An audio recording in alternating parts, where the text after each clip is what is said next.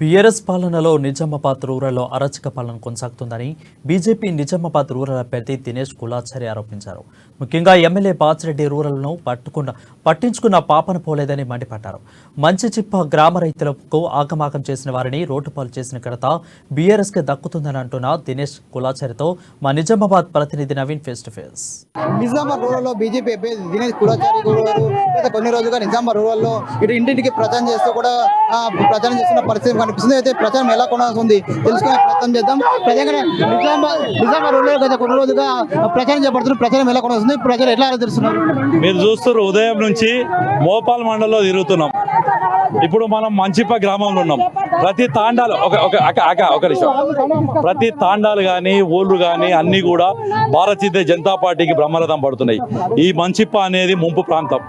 ఇవాళ ముంపు ప్రాంతం ప్రజలతోని రెండు పార్టీలు ఆటలు ఆడుతున్నాయి. ఒకటి బీఆర్ఎస్ పార్టీ ఏమో కంప్లీట్ గా వీళ్ళని ముంచింది. ఇక్కడ బాజిరెడ్డి కవిత ఇద్దరు కమిషన్ల కోసమే ఆ ప్రాజెక్ట్ ఇచ్చేసారు. రెండోది ఈడికి వచ్చిండు రేవంత్ రెడ్డి. ఈడికి వచ్చి ఏం చెప్పిండు, మేము నీకు అండగా ఉంటామన్నాడు. నిన్న కామారెడ్డిలో నామినేషన్ వేసినాక ఏమంటాడు, మంచిప మాసం నుంచి నీళ్ళు తీసుకుపోతా అంటాడు. నేను అడుగుతున్న కాంగ్రెస్ నాయకులను, రేవంత్ రెడ్డి నువ్వు ఫస్ట్ మంచిపకి వచ్చి క్షమాపణ చెప్పు, మంచిపకి వచ్చి క్షమాపణ చెప్పు.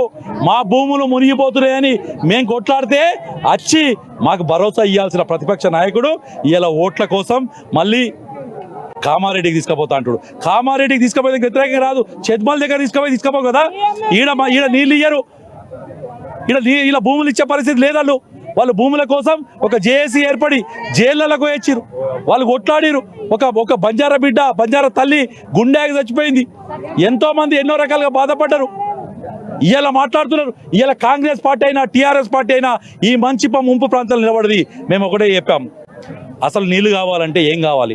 కెనాల్లో నీళ్లు లేవు. అక్కడ సారంగపూర్ దగ్గర నుంచి ఏదైతే కెనాల్ ఉందో ఆ కెనాల్ నుంచి బైరాపూర్ పంప్ హౌస్ నుంచి గడ్కోల్ పంప్ హౌస్ కట్టి ఈ ప్రాంతంలో 1,00,000 ఎకరాలు నీళ్ళు ఇవ్వచ్చు. మెంట్రాజ్ బెల్ దగ్గర కట్టిన పంప్ హౌస్ తోని బాల్కొండ ఆరుమూరుకి నీళ్ళు ఇవ్వచ్చు. ప్రజలకు మంచి చేయాలి తప్ప ప్రజలను ముంచద్దు. ప్రజలను ముంచే కార్యక్రమం ఇలా టీఆర్ఎస్ పార్టీ చేస్తుంది. దాంట్లో భాగస్వామ్యం అవుతుంది కాంగ్రెస్ పార్టీ. ఇలా స్పష్టంగా రేవంత్ రెడ్డి ప్రకటన తర్వాత, కేటీఆర్ ప్రకటన తర్వాత ఆ రెండు పార్టీలు ఈ ప్రాంతానికి వ్యతిరేకమని తెలిసిపోయినాయి. కాబట్టి ప్రజలు తిరగబడుతున్నారు. ఇలా చూస్తున్నారు, మీరు బ్రహ్మరథం పడుతున్నారు మమ్మల్ని. వీళ్ళంతా కూడా దగ్గర 3-4 గంటల నుంచి మా కోసం వేచి చూసి ఇంకా కూడా మా ఇళ్లకి రండి తీసుకుపోతారు. అంటే అది బీజేపీకి, నరేంద్ర మోడీకి వస్తుంది. ఎక్కడైనా నరేంద్ర మోడీకి బీసీలు బ్రహ్మరథం పడుతున్నారు, ఎస్సీలు బ్రహ్మరథం పడుతున్నారు. అసలు మాకు ఓటు బ్యాంక్ ఉందా లేదా అని డౌట్ తిన్నట్టు చాలా మంది కాంగ్రెస్ పార్టీలో ఉన్న నాయకులు ఇలా భయపడుతున్నారు. ఇంకొక 4-5 రోజులు ఆగండి, ఆ పార్టీ నాయకులందరూ ఇళ్లలో కూర్చుంటారో లేదో తెలుస్తుంది. కాంగ్రెస్ అయినా టీఆర్ఎస్ పార్టీ అయినా ఇక్కడ తెలంగాణ రాష్ట్రంలో వచ్చే ఏకైక పార్టీ భారతీయ జనతా పార్టీ.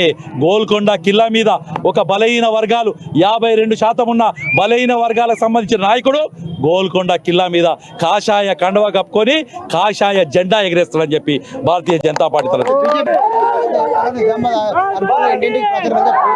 ప్రజలు కూడా తమను పూర్తిగా ఆదరిస్తున్నారని చెప్పి చెప్తున్నారు. ముఖ్యంగా ఇక్కడ చూసుకున్నట్లయితే ఇక్కడ ఉన్నటువంటి ఎమ్మెల్యే పూర్తిగా నిజామాబాద్ కూడా అభివృద్ధి నోచుకోలేదని చెప్తున్న పరిస్థితి మాత్రం కనిపిస్తుంది. మంచిప రైతుల సమస్యలు తాము అధికంలో తీరుస్తామని చెప్పి పూర్తిగా ప్రభుత్వం మంచిప రైతులను పూర్తిగా ముంచుతుందని చెప్పి చెప్తున్నారు. అయితే ఖచ్చితంగా తాము ఇక్కడ బీజేపీ జెండా ఎగరవేస్తుందని చెప్పి మంచిప రైతుల సమస్యలు మొత్తం తీరుస్తామని చెప్పి కూడా దినేష్ కులాచారి చెప్తున్న పరిస్థితి మాత్రం కనిపిస్తుంది. కెమెరామెన్ మైపాల్తో నవీన్, అమ్మాను, నిజామాబాద్.